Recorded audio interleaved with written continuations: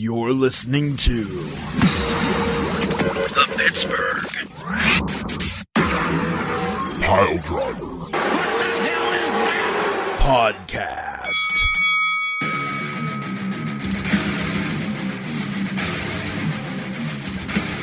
Second show. Here we go. We've got venom, vitriol, arguments, coughing, spitting, burping, all manner of fluids that are going to be spewed about on this, our second show of the week, where we do talkings about wrestling. I'm Ransom the Madman. We have Tiger Bomb Tom, Poot the Bard, Beef the Legend. Are you wondering why there wasn't some sort of grandiose entrance by Ransom for Beef the Legend? Well, I'll tell you fucking why. It's because some schmuck went and made off with the P3's Cruiserweight Championship. Some usurper decided that it was a good idea to show up and thieve from the treasure room of the World Eater himself, Beef Lactus. The palace was broken into. A thief made off in the night with the P3 Cruiserweight Championship. And I'm livid, outraged, and I had pooed my pants when I realized that such a theft had been perpetrated upon my gentle boy, the giant among giants, the man himself, the Cruiserweight Champion, the rightful Cruiserweight Champion, mind you. Our Lord of all Lords, Beef Lactus, the World Eater. Venom and vitriol are coming your way, you heathen, thieving, pie, schmeathen, not a word, but I don't care. I could do what I want. You cocksucker. Pat, the thief card maniac, has taken from us what rightfully belongs in the hand of the P3, the Cruiserweight Championship. Pat, I know you've listened, and I know you know that we all like to do competing. We all like to see who's going to take the title from whom. Booby doom. And it's all fun and games until someone outside this podcast makes off with our Cruiserweight title. Now, you don't just have to compete with Beef. Now you have to compete with all four of us. Because at this juncture, it doesn't matter which one of us wins this back from you. All that matters is that the Cruiserweight Championship comes home where it belongs. So, Pat, enjoy your time in the sun. May it ever be brief. And know this, you have not just steeped the ire of Beef Lactus, the World Eater. You have not just steeped the ire of the Herald himself. You have also steeped the ire of the Viking King of Barty Kings and the King of the Jungle. You have four very capable, very angry, very venomous mercenaries on your tail. So soak in the moment. It's not going to be long. And when it comes tumbling down, it will come tumbling down like a fiery fury of hell that you have never before seen in your entire life. We have to get on with the show.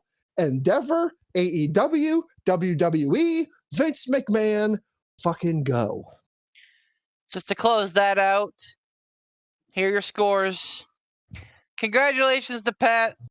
All right, I'll give it to him. I'll give the man his due.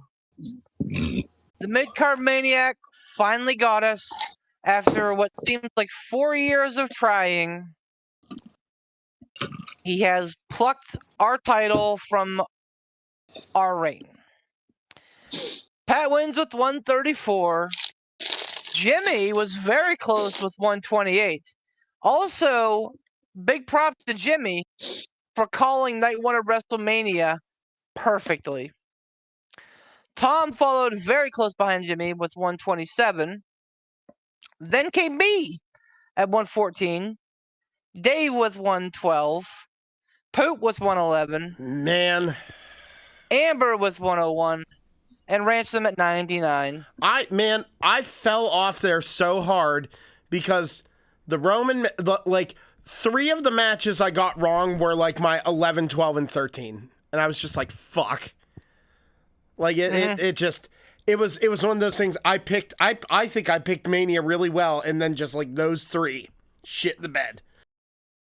So we appreciate all of you competing, and once again, cannot wait for you guys to compete in quarter 2, which I believe will begin with Backlash in Puerto Rico, and probably end with All in Wembley. Yep, If my timelines are correct. that's gonna be a cool one to end with. It's good. There's lots of stuff going to happen. Money in the Bank is in there. Double or Nothing is in there. Actually, I apologize. Quarter 2 may run through like maybe Money in the Bank. I don't know. I'll have to sit down and look at the scheduling. But All In and SummerSlam are probably going to be towards the end of quarter 3. Regardless, here we are. This is the Pittsburgh Pile Driver Podcast. Show after Mania. Well, show after Mania. All right. So. This is our SmackDown after Mania. I was just thinking that, Ransom. Damn you. Which is probably a better show than the Raw after Mania. Except for LA Knight. Fucking F's in the chat for LA Knight, boys. And his big push that was coming. F's in the chat. All right. So, like, we talked a lot. Obviously, the news of the week is not just Vince McMahon and his stupid, snively, whiplash-looking face being back at Gorilla, but also the news broke Sunday night after WrestleMania that Endeavor had purchased WWE and is now making WWE and UFC one publicly traded entity. Like $21.8 billion or something like that. Yes. Yeah, it's quite impressive. Yes. And God help me, props to Vince McMahon.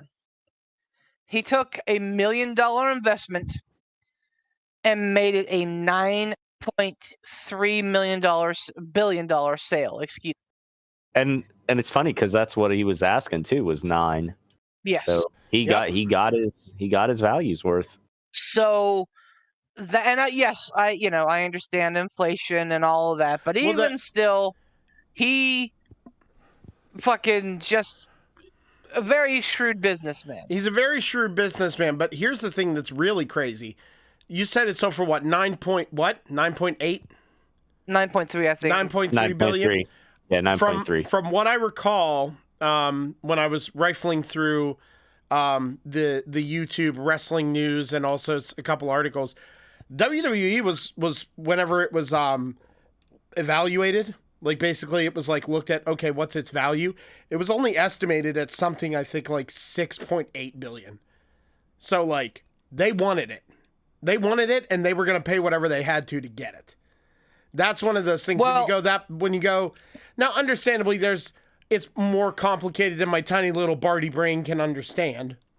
But it's the idea that like even if it's like, you know, if its estimate is set at like, you know, $7 billion, if it is that, and it's like, okay, here's its estimated worth, and like this is like top end estimated worth. If you're going to pay above that, it's not because you see the potential down the road, it's that you want it. Well, and I imagine that there was probably a bidding war that we're not. Oh, absolutely. I'll bet you Disney was in on that. They were. I'm sure that they were probably in on it on a low value. I know the Saudis really wanted it.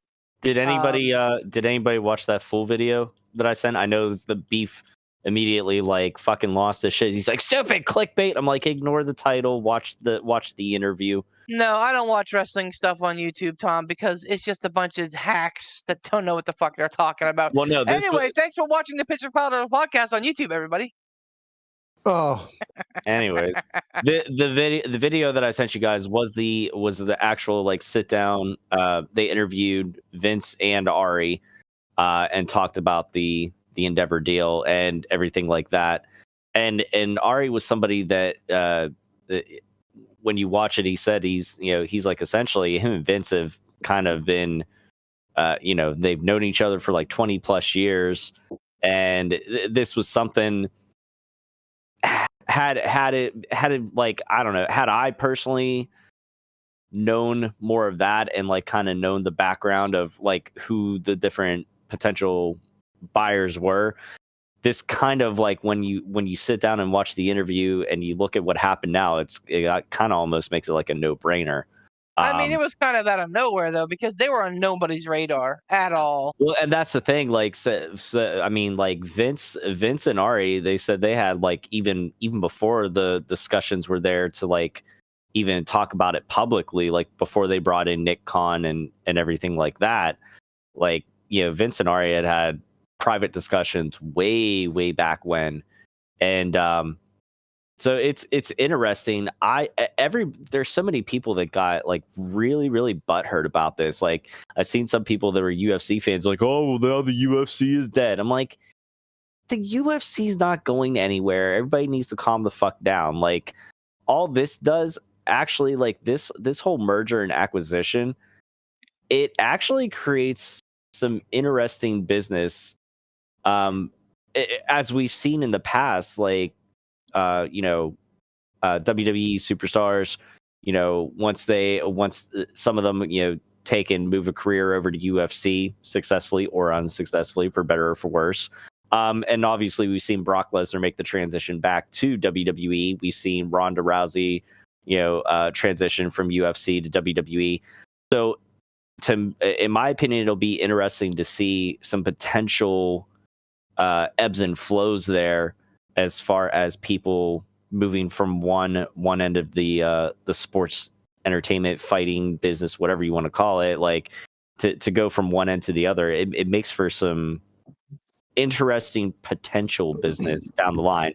And I will say this, I am very glad that that the Saudis did not get it, because I know that was a big concern for a lot of people. I feel like of all the potential buyers that they could have, have allegedly had out there or could have had or whatever, this makes the most sense. And I'm actually really excited for it. As far as Vince and his stupid pencil mustache, I'm never excited about that. But well, and the Affliction Bros, and let me preface it with this. I love UFC. UFC's got a big event tomorrow night that I'm excited to watch.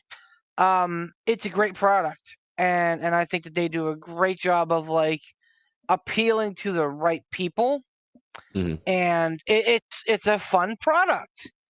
And the funny thing is, the Affliction Bros, the UFC heads, hate WWE, hate it, can't stand it. Really? Because everybody, oh my yes, because everybody wants to fucking draw comparisons between UFC to WWE, which makes people go, is UFC, rigged? And the fucking Affliction Bros lose their shit. So now that it's all part of one, company, they're none too happy. But I'll tell you this, UFC, 6 years ago, sold for $4 billion. WWE sold for 9.3. That's double what UFC was worth. So I think that tells you all that you need to know about who's who and what's what. Now, that being said, we do have things on the docket here. I honestly, we were kind of talking about this last time. I honestly believe that Vince and his stupid Snively Whiplash looking face. And by the way, he looks like if you tried to draw Walt Disney from memory. Yep. He does. He looks like Mr. House, which is just kind of like life imitating art, imitating life. Like he looked like he dunked his head in motor oil and was like, "Good enough, let's go." I gotta believe that he's gonna be held to a standard now. And like, yes, I understand that him and Ari might be friends. Oh, there's the Cody loses LOL sign. So sad, tragic. Like him and Ari might be tight, But here's the thing. I'll say it again, just for emphasis. I think that if Ari sees that things are in the downswing, and again, I am not just talking about ratings, because ratings, I think, are half of the picture. I think you have to, anymore. It's 2023. You got to look at the social media interacts. And I'm not saying that WWE is not getting them. I'm just simply saying that there are, at least from WrestleMania and Monday Night Raw, there was a fair WrestleMania Night 2 and Monday Night Raw. There was a fair bit of negativity. And some real fucking issues. I think, and Ransom made the point on the last show that it's going to take time. Absolutely. Like Ari's not going to say, nope, sorry, Vince. Like, it's been 2 months and things are in the toilet. You're gone. No, not at all. It's going to take time, but I honestly think that Vince will be held to some sort of a standard, especially now that there's going to be shareholders. Well, there were shareholders before. Yeah, but it was right. He was in a bubble. He was in a bubble. Well, Vince was the majority owner, and he's no longer majority owner any longer. I get what you're saying. I'm just I'm not disagreeing with that. I'm just saying there were shareholders before, and shit still happened. But no, you're right. There's going to be. I'm sure there's going to be a little bit of a tighter leash in that sense. Hopefully. Also, reportedly coming down the pike, there's going to be some major cost throttling. Oh, really? You think we're going to lose? Yeah. Think we're going to lose Pyro again? That was one of the big things that Endeavor said, is that like once the merger is complete, like some stuff's going to happen. Because again, like WWE has been subsisting on their own business model, which obviously is great. But now they fall into a corporate parent structure. Right. Where they don't get to make those decisions anymore. They get input on those decisions, but at the end of the day, Endeavor gets to say, no, fuck you. We're not building a giant movie theater in SoFi Stadium. Are you crazy? Like, I don't think we'll have to worry about stuff like that. I don't. It depends, man. Well, here's the thing. Vince is actually he's actually like the CEO of this. Like he's high up there on this new whole merger like company. Yeah, thing. he is. He is to WWE what Dana White is to UFC, which is as it should be. Like Endeavor bought UFC from Dana White. They bought WWE from Vince McMahon. That's how it should work.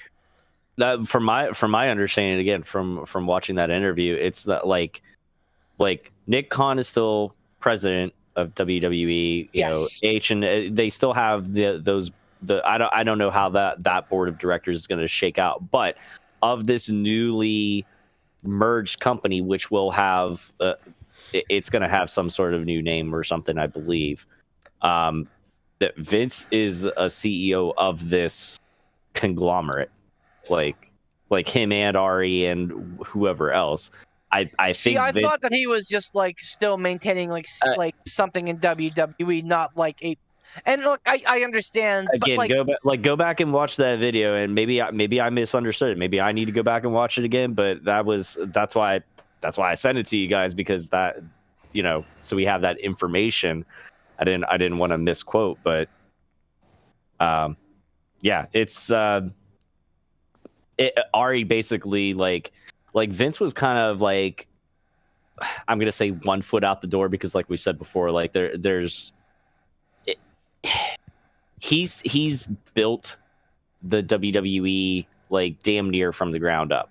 He's gotten it to where it is now, as far as being sports entertainment.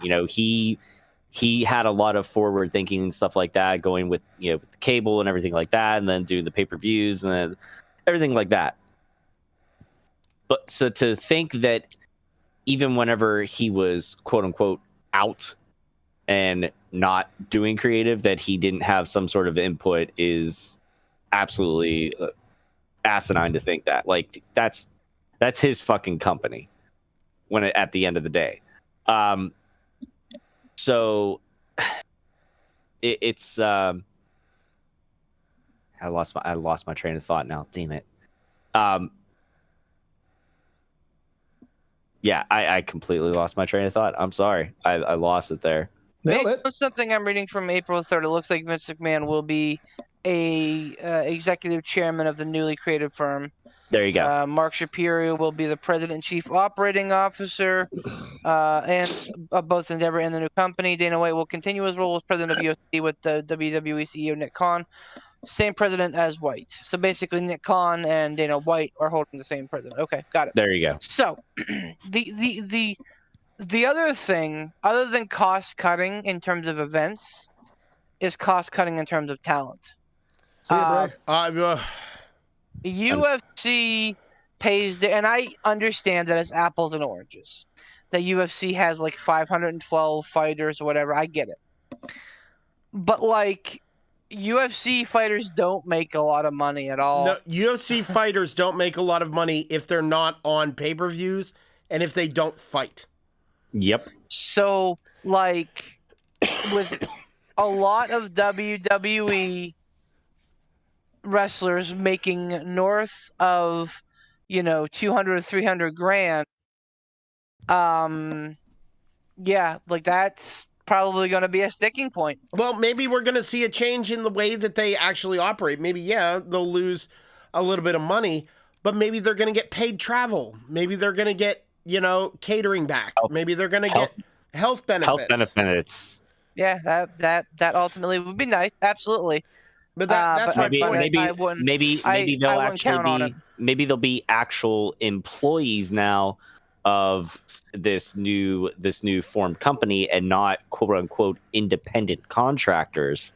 I wouldn't count on it. Corporate America has, they're not there to make people feel good. They're there to make money. So like I am anticipating it probably going south by the end of the year. Like I'm seeing probably a lot of wrestlers getting laid off. People who have big contracts coming up, like Drew McIntyre, that may not want to stay. And that's the other side of things. Like, we're coming up on the 5-year anniversary of AEW, where WWE signed a lot of talent at that time to try to keep them out of AEW's fingers. Mm-hmm. Now those contracts are coming up. Now there's a new sheriff in town that's not going to be like, oh, we'll pay you fucking $300,000 just to not go to AEW. And I mean, new shit has come to light. AEW is chugging along. It's not quite the Goliath that a lot of people want to make it to be. It's not quite the David that a lot of people want to make it. But I mean, they're doing making cool steady, shit, man. Yeah, they have great in-ring stuff. They have solid numbers, enough so that it sounds like they're going to get a third weekly show, which is great. They've needed it for a long time. So like, I believe that they're trending in the right direction, but at the same time, I don't think that people need to be paid $200,000 and $300,000 just to stay out of their galaxy, as it were. No. So I think that cost cutting with Endeavor is going to be impactful. No pun intended. I think that by the year's end, and I mean we've already seen the grizzled young vets request and get their release, and I wonder, love it. Especially with this whole Vince thing, and that kind of casting a pall over everything. Poor Joe Gacy. Poor Schism. Poor Joe Gacy. Dude, and Ava. Schism will be just fine. Joe Gacy will be just fine. GYV getting back out there, going on even just the indies. They are Grizzled Young Veterans as a tag team was wildly entertaining, wildly good, absolutely. and so fucking good in the ring. Them being in Schism was a fucking crime. Okay. Yeah, no, I don't disagree with that at all. I was just saying it kind of sucked because it was like, they I don't know. What about have them whenever they're leaving, their no compete is done. If there's space for them, even just for like one program, and then they move on, we'll get Grizzled Young Veterans again against FTR. We could have that. We could have Grizzled Young Vets versus the Motor City Machine Guns. Like, there's a lot of neat shit that could come out of this. Yeah. I hope there are more people that request a release, and not saying I want a mass exodus from WWE, but I'm saying this could actually help everything even out. AEW evens out, WWE evens out, Impact evens out, even NWA evens out. You know what I mean? Yeah. I think it's going to be interesting to see where all this plays out. I don't know. What do you think, Ransom? You've been awful quiet, mainly because we've been doing some blowharding here. What's up? I would imagine that you would see people like Dolph Ziggler, people that aren't featured on TV on a regular basis, people that aren't going to be featured on TV on a regular basis, but, like you said, people that Vince locked down to stop going to AEW. I would imagine this parent company looking at that and saying, okay, well, this is just wasted money. If you're not going to use them, let them go. Let somebody else use them. If they become super mega profitable, okay, bring them back, and then we can feature them. Like Cody Rhodes did. Taking aside what happened at Mania, like he was floundering, left, made a great name for himself out there, and then they brought him back. And people have gone nuts for him ever since he's come back. But I would hazard a guess that you'll see a lot of people, maybe not a lot, I don't know, but I hazard a guess that you'll see some people who aren't featured regularly on TV, pay-per-views, who are just locked down to prevent them from going elsewhere. I can see Endeavor saying, okay, we're just throwing money at people for nothing. Let them go. Which, honestly, I wouldn't be upset about. I think if you have talents that are out there that WWE can't think of what to do with, but they just don't want them going anywhere else, I would love to see that era come to an end. Because I think it's a waste of talent. I think it's a waste of opportunity, and it's a waste for us fans where we could see talented people like Dolph Ziggler go somewhere else and do something tremendous and be, featured on a weekly basis. So, I don't know. I can't see being upset about that. I don't think they're going to cut anybody that's making them money. People like KO, Sami Zayn, they're not going to, they're fine unless they choose to leave. Because I think if they're making money and if they're getting views and viewerships, selling merch, I think they're going to leave if they want to leave, but I don't think they're going to be cut. It sounded like you were going to say something to the contrary there, Beef. Yeah, I don't know, man. Like, the general vibe, and, again, I'm not reading fucking, Wrestling Observer on this. This isn't fucking Fightful. It's not anybody with any fucking clout.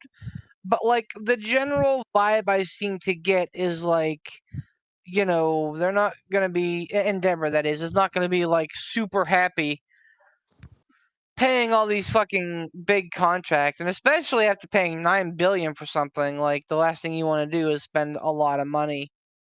I honestly think it could end up being a little bit of a wake up call, for these wrestlers who have had, I don't want to say an easy life, but as far as they've been blessed with WWE. They've had it easy where they can, sign $100,000, $200,000 contracts, and work road shows, work minor shows like Superstars and stuff, but really don't do much else other than that. This could end up being something that's and I mean even the bigger performers, like this could end up being something that's a wake up call where like their bottom line may get smaller, and if that happens, I think that it's going to be a very interesting time. Now again, this is all conjecture at this point. I mean, and again, I will say this, that Ari did say that he, that basically once the merger is complete, that things are going to be changing. Like he basically intimated that there will be cuts, budget cuts, etc. So like that's more or less going to be something that's going to be happening. Do you think but, like, that's gonna mean smaller venues? I mean, potentially. You know,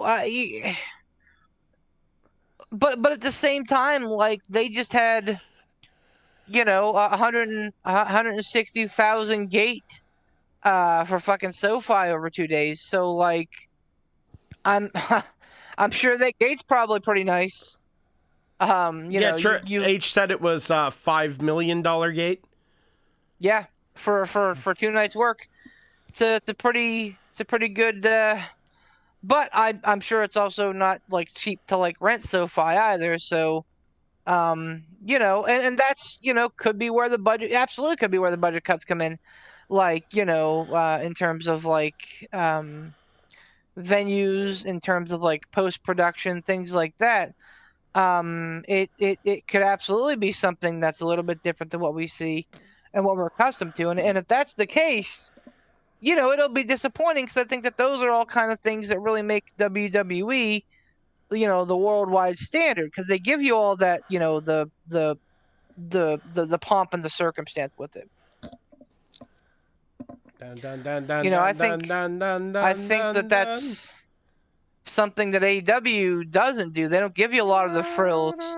It's very much, ironically, the no flips, just fists mentality. Like you're not gonna get a lot of like the big fucking production sets and like the big stupid pyro that WWE does and everything. You're just gonna get really good wrestling. And again, like that's not a problem. Like if WWE wants to focus on being a better product, it would just it'll be weird. That's all I'm saying, is that it would be very weird for something that we've come accustomed to. Well, but still, like anything, and I think that I feel like this is a mindset of Ransom, and I think it's a positive mindset. It's the mindset of, sure, it'll be a change. Sure, it'll be different. Maybe we'll lose some of the pomp and circumstance, some of the fancy shine or anything, but eventually you kind of get used to it. You get used to it. You adjust to it. You stick around to see what goes on, because if the product is still good, if it's wrapped in, gold leaf foil and it's super pretty, that's great. But if it's really good product and it's presented to you in a, generic sack, that's white sack that just says wrestling on it, I'd be perfectly okay with it, because as long as it's enjoyable, fuck it, I'm here for it. And but the thing is, I really don't think it's going to be as drastic as we think it is. I think it is going to start primarily. I hope not. I think it's primarily going to start with the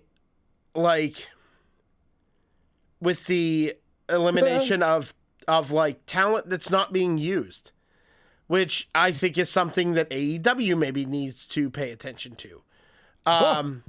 Sorry, but like there's a lot of talent that's just fucking languishing, and they're just on the payroll for reasons.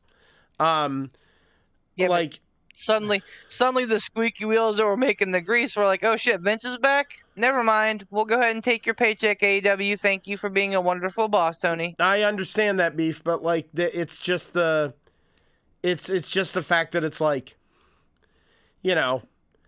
I don't know. I think we're going to see a lot of like kind of like there's going to be an equilibrium that's struck. I really do think that. Kind of across the board. especially with AEW adding another show, Impact having good showings lately. But with WWE, I think a lot of our fears, I think a lot of the budget cuts and stuff are going to be things that we don't see, or it'll be things that are presented to us, but that are going to be taken away, but we're not really going to care.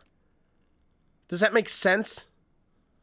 Like It does, we're really yeah. we're really like, it'll be like, oh man, that kind of sucks, that's gone, and then we'll move on immediately.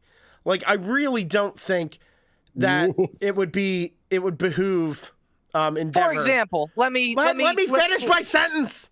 I was just gonna say, Endeavor, I don't think they're gonna come in and immediately completely 180 the presentation. That's all I was gonna say.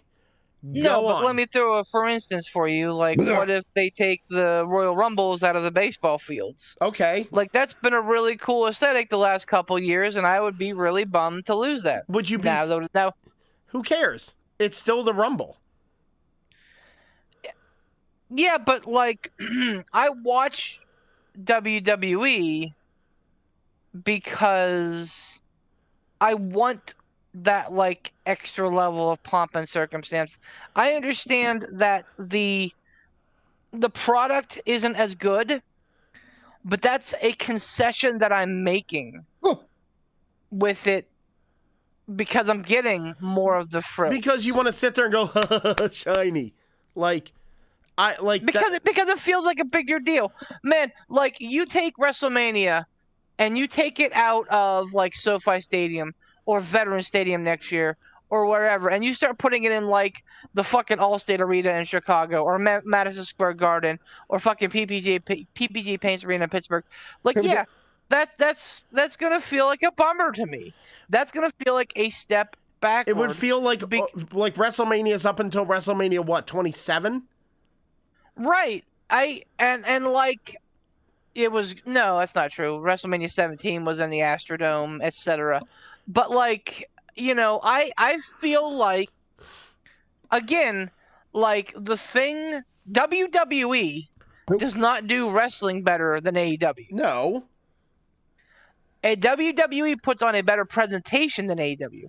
I think if WWE loses that presentation and stops making it feel like a big deal and a big grandiose thing, I think that everybody else is going to see what I see. Like, yes, there's some great diamonds in the rough on WWE, but like, without the, you know, the stellar packaging, I don't think you're left with as good of a product. It's going to, would you say, even out compared to the other products? Like, that's my point. Is like, it's like, I'm not like, I'm not concerned. Like, even if they did take the Rumble and put it into like, I don't know, Madison Square Garden. Yeah, small place. Maybe like, you know, capacity wise below WWE, but having a bigger event like that, being in an intimate setting, special for the people who can get tickets, gonna make people want to watch it. And I'll tell you what, there's been a lot of memorable fucking Rumbles and a lot of memorable events in those smaller ones, and they were just as special. Gonna make people want to watch it. The roar of 18,000 people is not the same as the roar of 50,000 people. I am well aware of that, but they can still have they can still have a goosebump impact, i.e. Dolph Ziggler cashing in his Money in the Bank. Do you remember whenever Alberto Del Rio was sitting there and he was injured, and then you hear, I'm here to show the world. The pop of that fucking crowd in a normal... I barely remember Dolph Ziggler holding the Money in the Bank, man. That's how memorable his run was. Wow, rude. Yeah, Beef's just being contrarian. But like, so my point at Beef, go back and rewatch that clip. That pop is disgusting. It is a Road Warrior pop he got. I'm not saying that deafened out the music. It was amazing. I'm not saying that the pops aren't still going to be good, but again, it's not going to be the same. And again, but that's not a bad thing though. Wait a minute. Here's the thing, man. Like, again, like, I'm going to go back to concessions. Like, It's all about concessions that you're willing to make. For me, Oh, I don't get excited for WrestleMania weekend because of WrestleMania. This year was the exception. This year was the exception to We're the in an rule. F1 race, apparently. Like, fuck it. ah, This year was the exception to the rule as opposed Fuck to you. like the rule. I get excited because of all the great wrestling. With if WrestleMania takes a step back and is not in these big football arenas anymore, I don't think I'll get excited about WrestleMania because, again, I'm making a concession. I'm saying I know that the wrestling may not be as good as anywhere else, but damn it, like it feels like WrestleMania. If it doesn't feel like WrestleMania, what the fuck? It might as well be fucking Monday Night Raw. It may as well be fucking Backlash. It may as well be fucking Money in the Bank. Yeah, but see, I never. WrestleMania backlash. I never. Oh, I hate you. I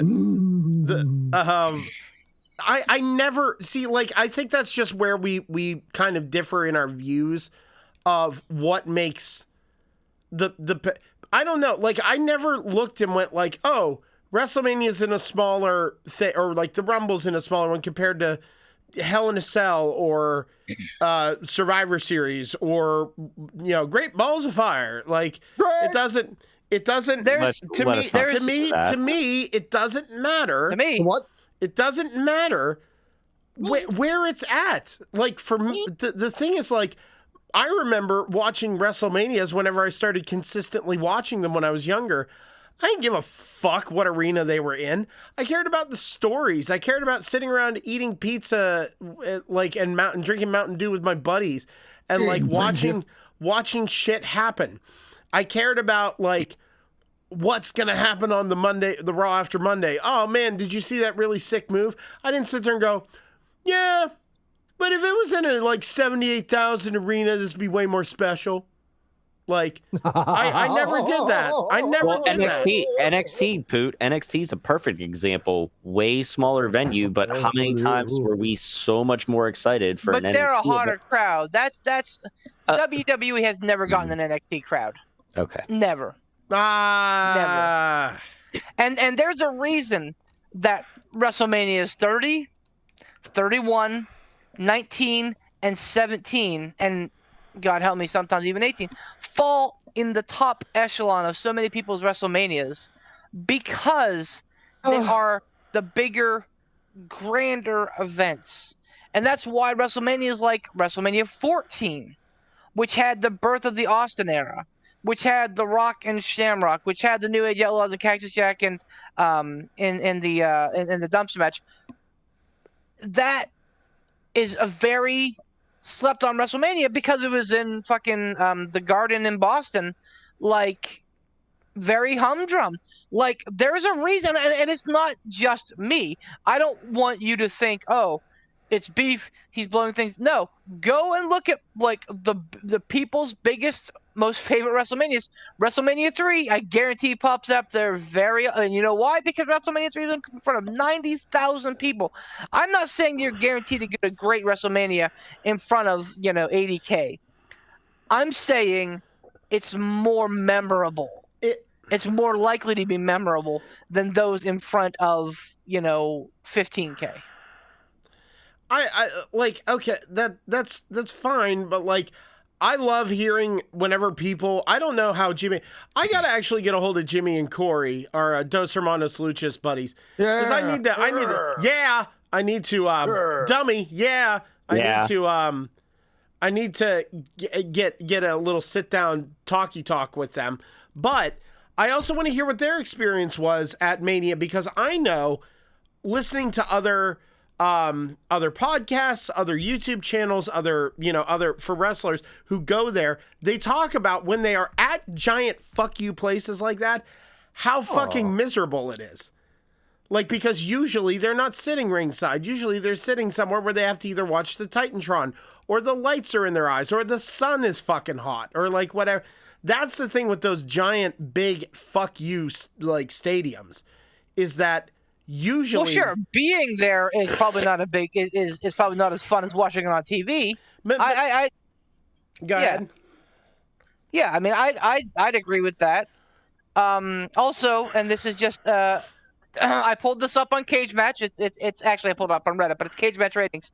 Of the top 10 WrestleManias, only 3 of them are not in football field arenas.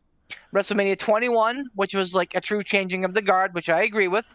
WrestleMania 10, which was Shawn and Ragier in the ladder match, and oh no, wait, that's it. So, yeah. Oh, and I'm sorry, WrestleMania 20, which was Madison Square Garden, which was the one you were Madison at. Square Garden, And that which was is gonna- iconic. Which was gonna be my point. Is that okay? Sure. Are they dominating everyone's favorite manias? No. But you just used the word for WrestleMania 20. What is it, Beef? Iconic. Iconic. Do you believe, especially since you were there for that event, do you believe that it would have been better if you were in a fuck you stadium up at the roof? Absolutely. Absolutely.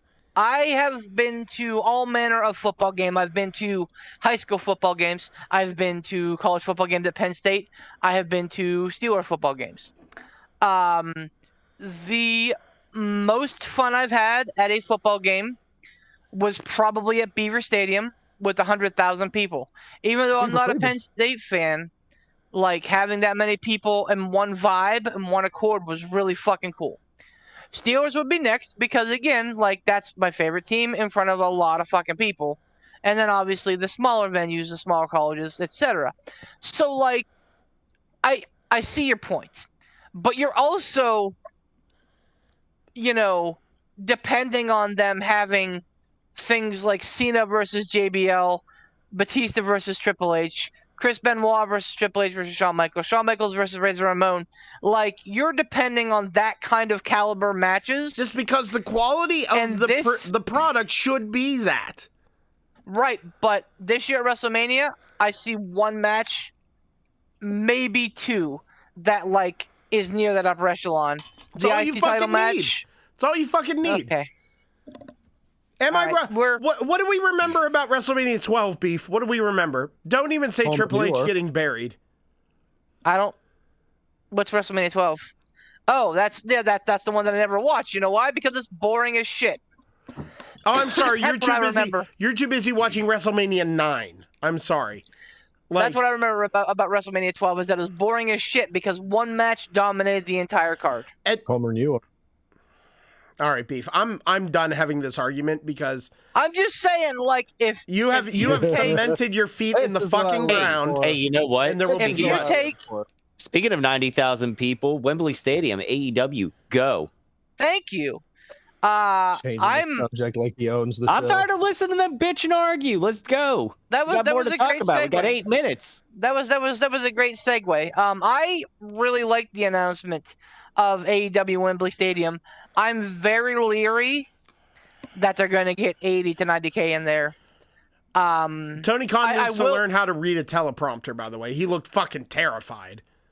I mean, no, it's because he's always got a fucking 8-ball like halfway up his nose, brother. Ah, it's- Like he's just like, hey, Brother, I got a brother, big announcement. Adam Cole, come here and do it for me. Nigel, get in here. Tell him, Nigel.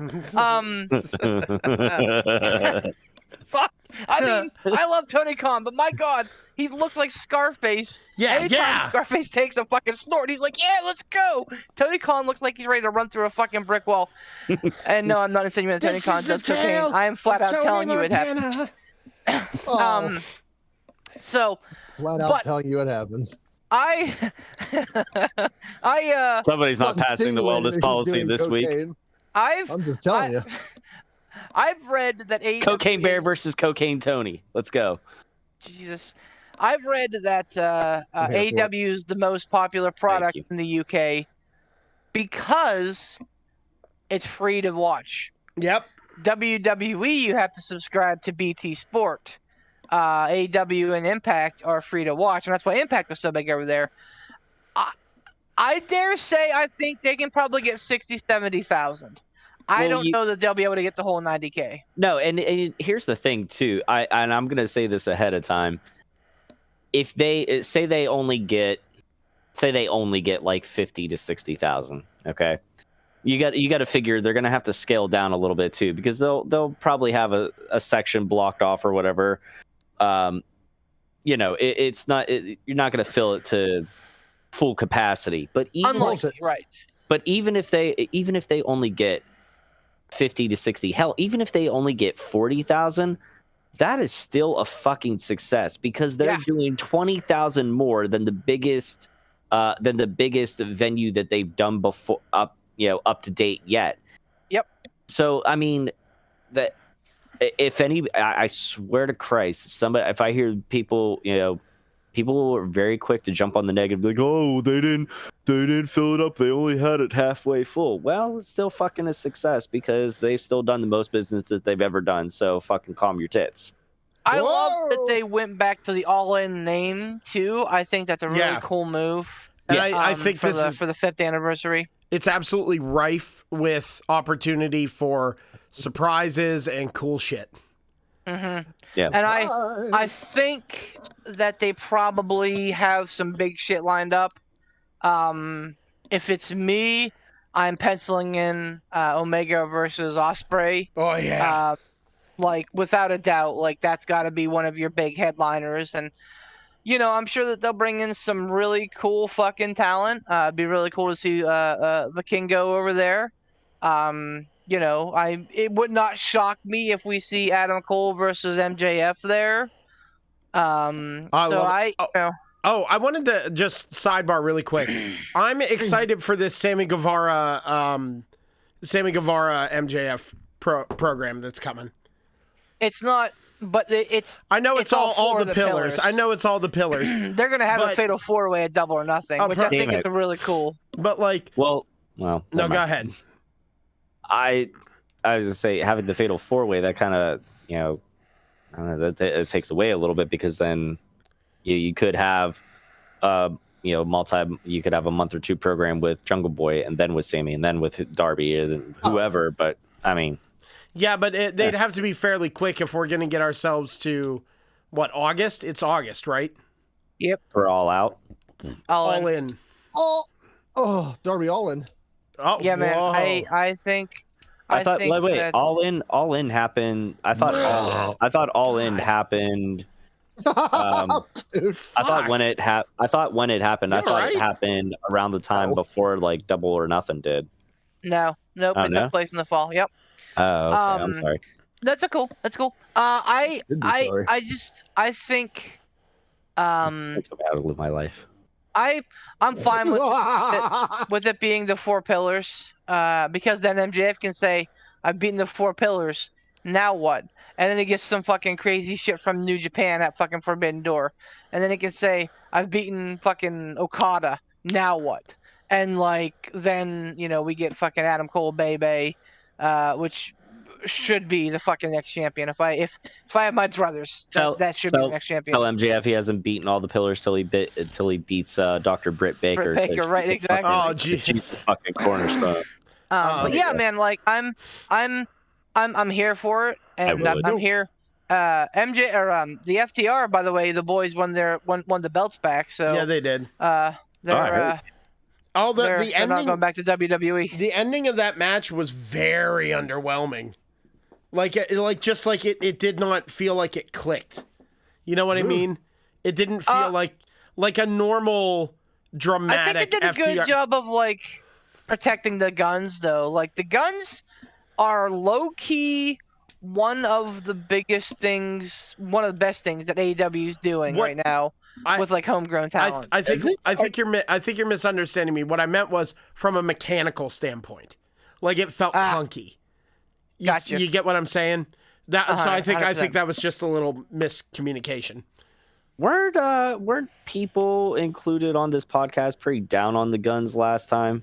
Whenever we were talking about them, or am I in the feed? I thought they were down on them whenever we watched this. I thought they were boring. I'm not gonna lie.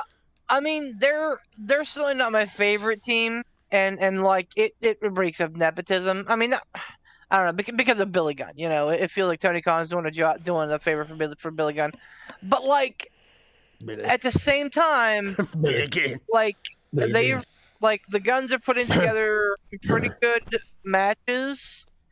and like they're becoming believable with guys like FTR. So like you know, and this is just the start of their journey. Meh. So yeah, I mean, I absolutely will will cop to being down on them, but like as you know, as the story progressed, As the I, world's turn.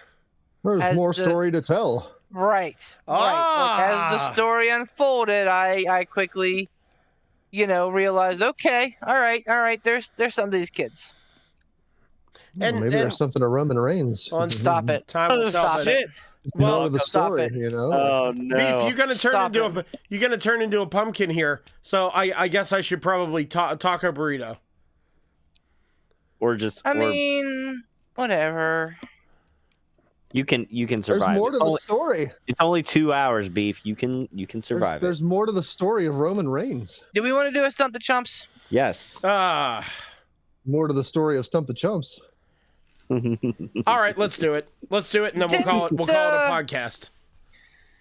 Didn't Pat beat us on stump the chumps last time too, or did we? Yeah, he did actually. Yeah, he Did beat he? us on Stump the Chumps, but you know what? He won a title, so fuck him. Yeah. Wait. Did Stole Did a he? title, so fuck him. Or was did that he beat us Ryuk? on- No. Wait. Was it? Did he beat us on? Yeah, Stump he the beat Chumps? us last time. Care. What?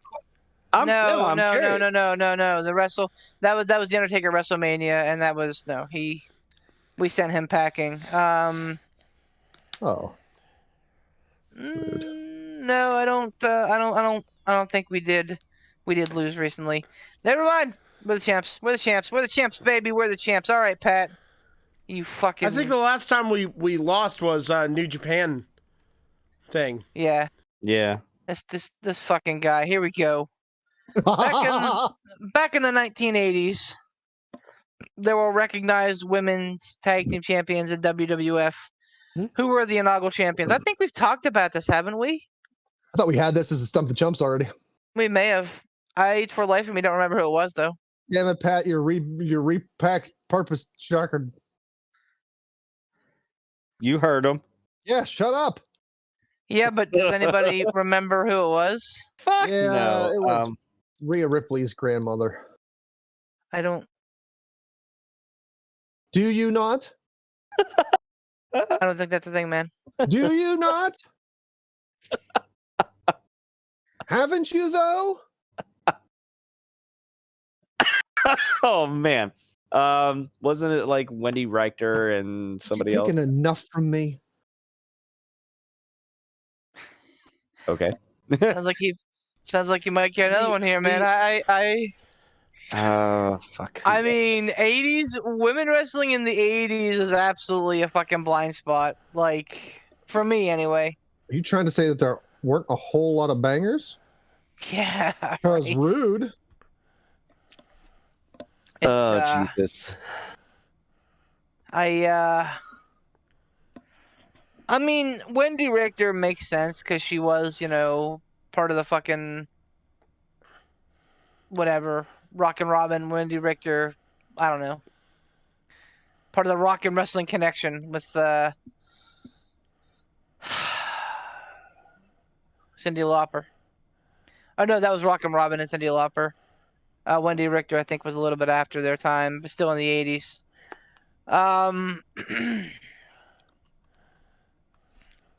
don't think it would have been Moolah. Moolah Moo! Oh, No. Moolah. too old. Moolah at that point was just Too sitting back on her rapey. very rapey throne. Right. God. Too old, too rapey. Too moolah. I got no idea on this one, boys. Dude, first of all, Is wrestling. Pat gonna get us in this? First of all, has Pat gotten us on this question before? I don't think so, man. I really don't. I think we had a women's championship question. I don't think we had the tag championship question. I don't. I think it was women's championship. This is his him. equivalent. This is his dopey equivalent of my stupid Gold Dust Trio thing. Like, this is we would actively have to sit down with Homer Simpson half moon glasses and fucking study the 80s lineage of dead stupid belts. Like, I'll sit here and he's say I fired don't from the fucking. podcast. He's I'll say fired. I don't fucking know. I have no idea. I mean, do you want to just call this a wash and say and go like, oh, we can who's the guy who played Patrick Bateman and Batman? Christian Bale. Christian Bale. We could Christian Bale him and just go, oh, good for you. Good for you. You know, you could just as easily ask us how many zeros are in 500 Googleplexes. Well, Googleplexes I can answer. Googleplex City, bitch. Okay. Well, anyway. Something different. Okay. No, I'm not just willing to fucking just roll over for Pat because I'm a man of fucking ego, and like he's already taken something. Like Ransom said, he's taken enough from us this week.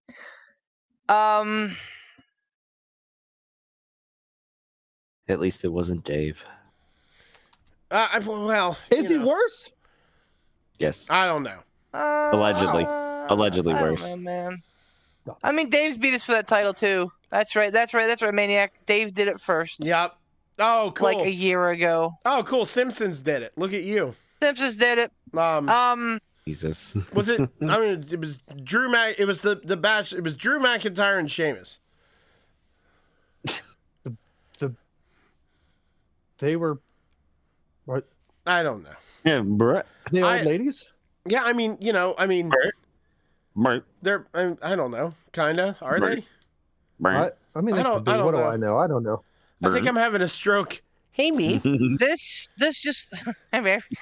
This just all sounds so this just all sounds so familiar to me. Like I feel like we've been here before. I searched the email and I couldn't find anything, but that doesn't stop me from wondering about it. All right, so if it's the 80s, I'm with Tom. It probably had to be Wendy Richter. Man.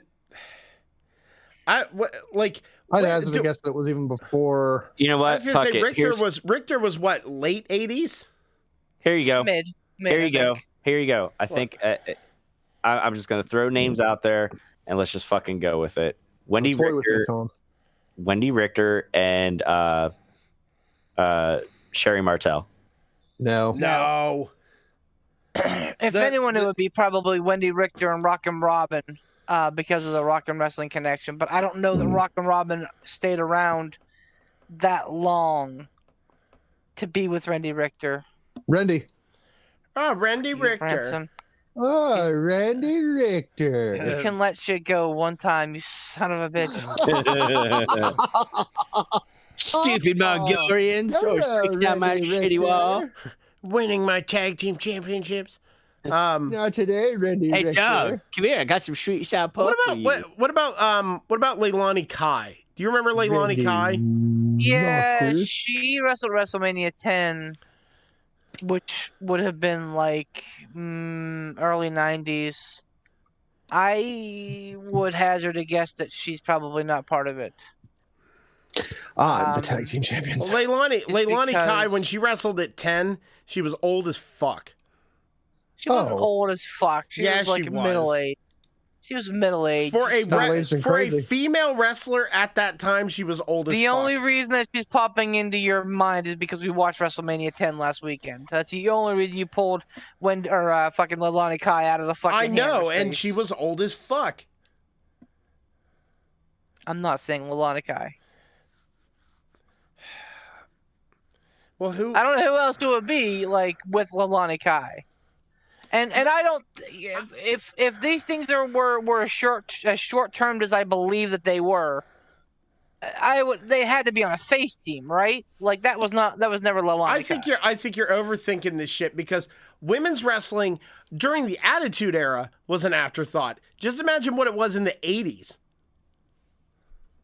I mean, they had They had matches. They had matches. Yeah, okay. And I have toenails.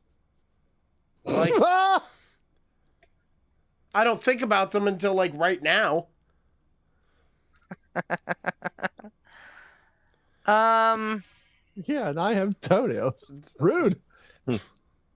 I don't know, man. I would like to note that Poot the Bard Industries and Bardic Enterprises LLC is not at all sexist at all. I promise.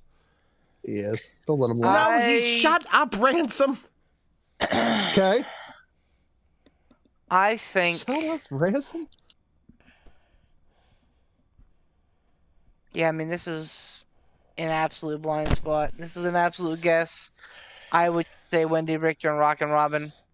I'm and again, like that could be like a transition from Rockin' Robin to Wendy Richter. That's just. Yeah, I mean, 80s women's are so tough to name. Period. 80s women's are so tough. No, well, dude, I'll go with you on this. I'll go with that. I'll absolutely go with you. Complete shot in the dark, and I don't think Ransom has anything that's like led him to an a epiphany. glorious awakening. Yeah. No. Because he doesn't watch 80s wrestling. Yeah, because if I wanted to watch 25 minutes of an arm bar, I'd just go watch Bloodsport. Rude. And yes. It wasn't that bad, man. No, it wasn't. It was good. Tom, do you have anything to say on this, or are we just gonna go with that and kind of sort of roll over? I kind of stopped listening, so.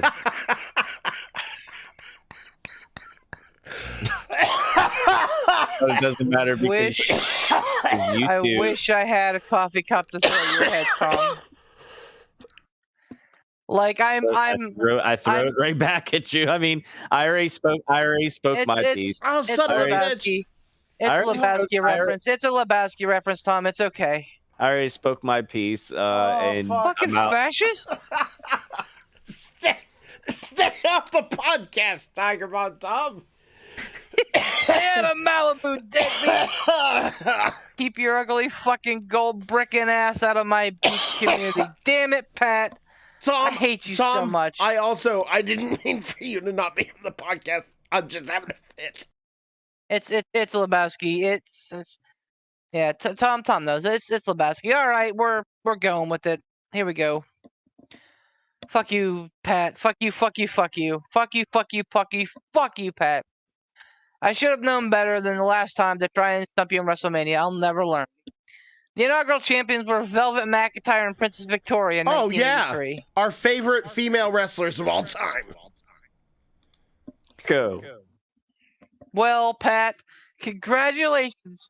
You won the fucking cruiserweight title. You fucking stomped the chumps. Look at you in all your fucking glory. Well, I'll tell you this, sir. I'll tell you this. Good for you. Good for fucking you.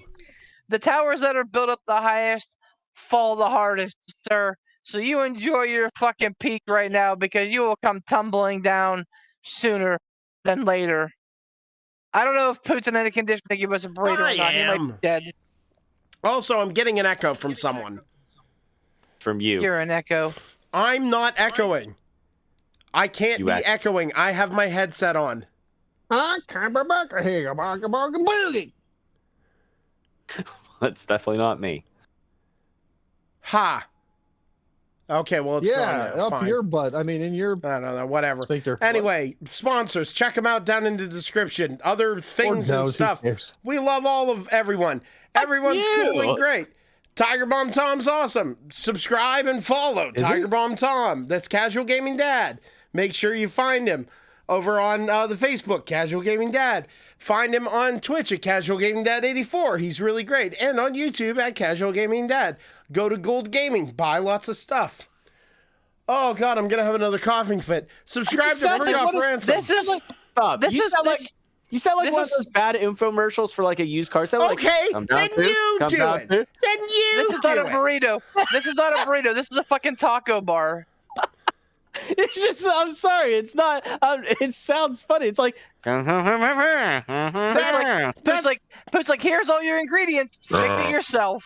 Sponsors, go. Thanks, everybody. Chemical Games Bye. Go. Penis.